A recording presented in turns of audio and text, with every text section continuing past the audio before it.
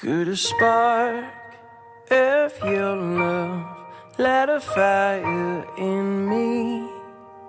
Just a spark, warm my cold heart. It's a living that breathes.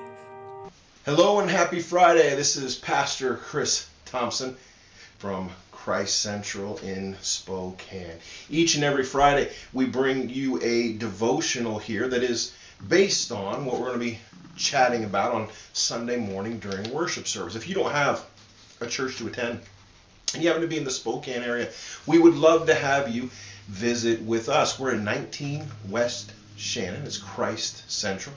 Services are at 11 a.m. and you are always invited. Now, if you have a local fellowship, we ask that you continue to support them and to love them, being part of their body. And if you happen to be in a spot where you can't get to any service in any way, maybe you're ill or homebound, in other ways, maybe you have to work on Sundays, something of that nature, we do encourage you to find a way to connect with God's people and to find a place where you can consume the Word of God. And we're trying to help out with that with these weekly devotionals. Well, no matter how you come to us, you are welcome here. Today's passage is out of the book of Mark, Mark chapter 8 to be specific. Now, we have been following along with Christ through Mark's gospel, and he has been sharing with us a number of things. Miracles, specifically the feeding of the 5,000 and healing of the blind man from Bethsaida. And all of these times, the city has risen up and people have been amazed at what he's done.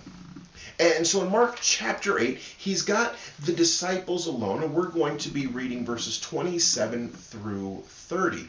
And it goes like this. Jesus and his disciples went on to the villages around Caesarea Philippi. On the way, they asked him, "Who do people say that I am?" I love that. Looks right at the disciple. He says, "You've seen people be amazed at what I've done and what we have accomplished as we're preaching the gospel, yet who do the people think that I am?" And they replied, verse 28, "Some say John, others say Elijah, and still others say one of the prophets." And then Christ has this follow-up question "But who do you say that I am?" And Peter jumps right up and he says, "You are the Messiah." Then Christ tells them not to tell anybody else about that, to keep it to themselves for the time being. And there's a number of reasons for him asking them to do that, mostly having to do with the schedule he's been put on by the Father. He has things that have to be accomplished before it comes to a head. Obviously, at Calvary is where it's all heading. So here we have a couple things that I think is important for us as modern day believers to look at. And the first of which is, what did people think back then? And they gave us a list here of what people thought. They thought he was John the Baptist. They thought he was Elijah. Others said the prophets. And there's reasons for all of those things. Some of them theological misunderstandings, and some of them people jumping to conclusions. And other reasons are that people who were in power were not happy to give that power up by saying the Messiah has come. If you actually dig a little deeper, we find out a couple other things. We find out that in Matthew, his family confesses that they believe that he has lost his mental capacity. Can you imagine how painful that would be? To realize that you're the Son of God and the people that you have loved, the people that raised you, don't buy it, at least not yet. And therefore think the only response is he must be a crazy person. And still others felt like he was Beelzebub, or the devil himself incarnate, come to trick man. And so Christ is fighting against all of these different factions. Of course, Peter and the disciples at this point have come to the realization that he is the Messiah, the one they've been waiting for thousands of years. Now, the flip side of that is, what do people say about Christ today? And it's fairly similar. One very popular view is that Christ is all a fabrication. Now, if you happen to be in that camp and you choose to do a little homework to chase that down, you'll find that there are a lot of bits of historical evidence proving that Christ actually walked the earth, and he was an amazing teacher, and he did have a ton of followers, and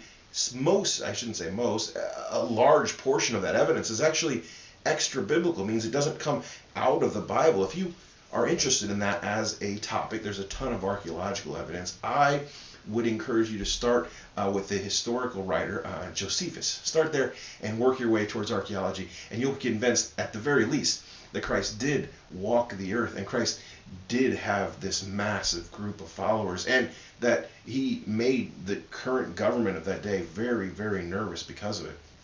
The second thing that you hear people say today is that he was just a good man. He was like Gandhi or Mother Teresa, something of that nature, and he taught love of the fellow man, and he had a lot of great ideas, and is the kind of person you would have loved to be friends with.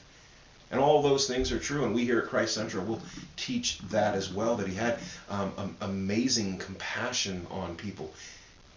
But we teach considerably more than that. Also, people today will say that he was a prophet, but not the Messiah. That's the view of a number of religions, actually, and that's easy to chase down, just like it was then.